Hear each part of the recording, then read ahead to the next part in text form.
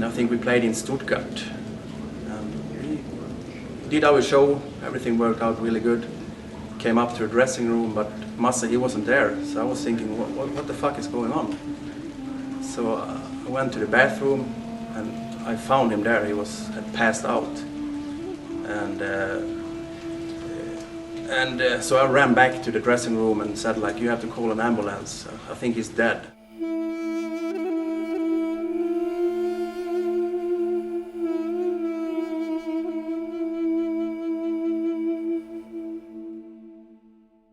During the first European tour, I was getting ill after a while, and during one show, I think it was in Germany somewhere, I can't remember where, I cracked my eardrum during the performance. I can't really remember that. You know, I was just remember feeling dizzy and had funny hearing from the monitors, and then all of a sudden I apparently passed out, and I was carried up to the backstage room, and it was in Stuttgart. So I woke up in Stuttgart in a hospital bed. After that, you know, I just told the guys that, you know, I'm gonna fly home, you know, I'm gonna end the tour, and I told Peter that you're gonna manage the lyrics anyway. You know the lyrics, you know. So I was gonna go home, and so I did, and that's my departure of Hypocrisy.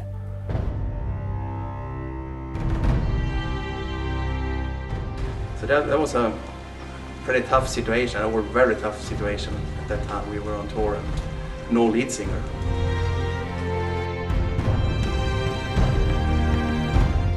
We didn't give up. I mean, Peter did a great job on the tour. The tour, when he passed out, we were still continuing doing that tour with Peter on vocals, and it worked out fine.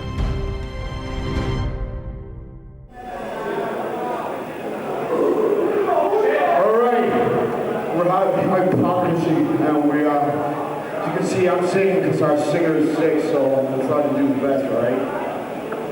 We gotta keep on going with the song from a new album called Oscar I'm Singing.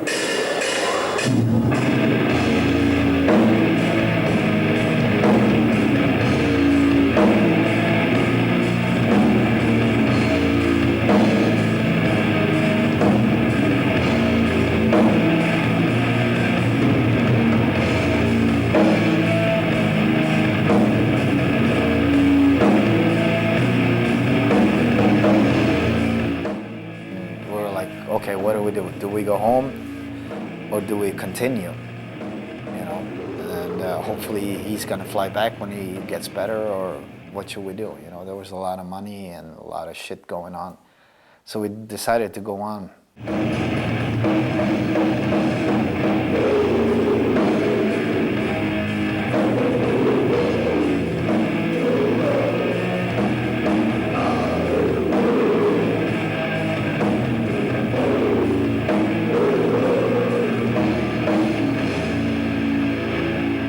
So when we got back home, you know, so I started to pull back oscillum tapes in the real tape and start going, okay, let's pull down his voice and let me put some vocals on, because I had like 4 weeks now on touring to sing at the same time. So, and then we listened to it when I did the Inferior, and I was like, okay, it doesn't sound too bad. And then we did a couple more songs on there, on the EP, and just to check me out, see how I would sound, you know, if I would take over the mic and stuff like that.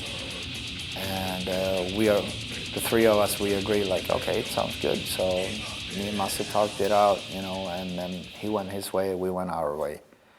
And it was just a try to see if I was worthy to sing, you know, or if we should get another singer.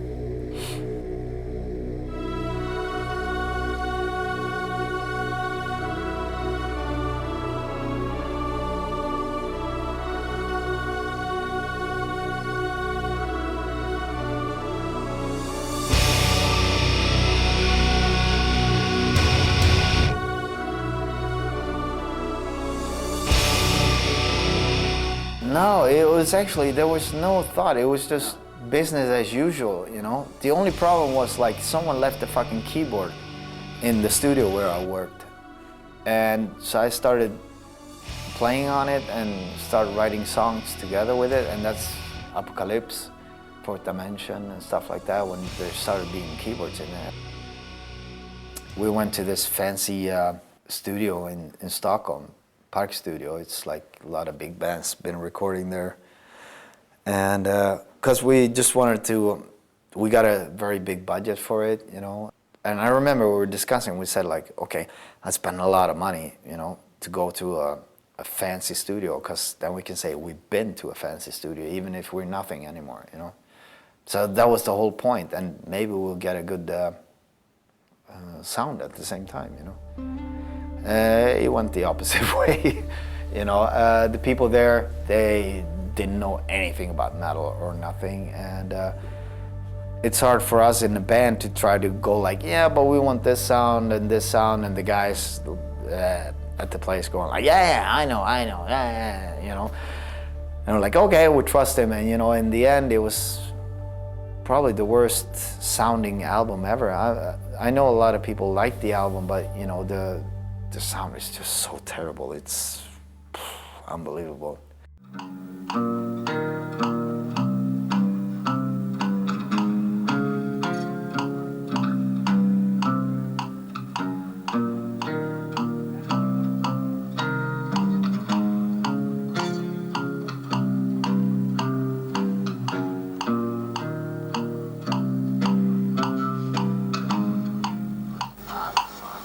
When you play in a band, you want to develop. I mean, you want to do something new instead of repeating yourself and do the same album after each other, you know. And so we try to do it some parts with keyboards, you know, to get it more atmospheric and more melodies, harmonies, and stuff like that to make it more interesting. So I think the Fourth Dimension and Abducted, those two albums were a step in the right direction for Hypocrisy, and we found out our style that we still have kept during the years.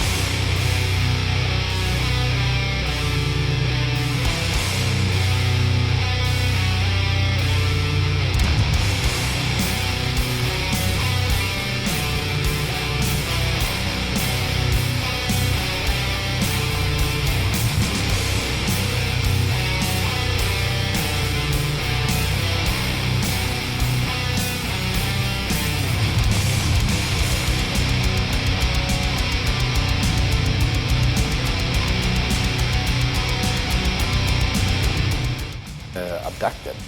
I think we re-recorded like 3 or 4 times. You know, we weren't happy. We threw away shitloads of songs and just kept on redoing it. And I think you can definitely tell by the album. It sounds good.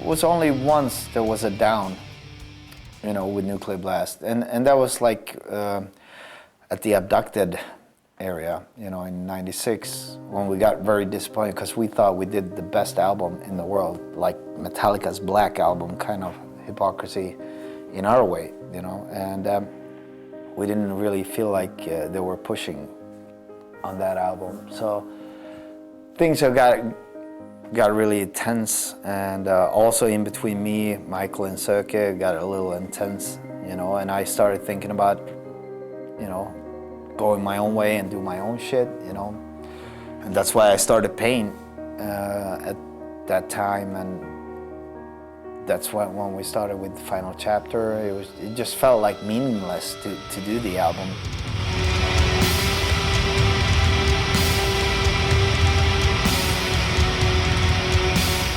So we decided, okay, this will be the last album. Let's do it, you know. And then, good thing was actually there was a new A&R guy starting at Nuclear Blast at the same time in '97. Andy Siri, he's still our A&R guy, and he called me up and he was just not chewing my ass off, but he was just like, "Come on, you can't quit. Come on, do this." Blah, blah, blah. I'm like, "Who the fuck are you? I don't even know you," you know. But yeah, he actually kind of saved the Hypocrisy career.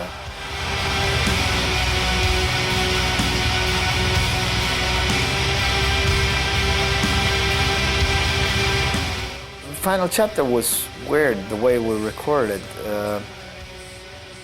I played drums on half of the album, I think, on the final chapter, but Lars played guitar on half of the album.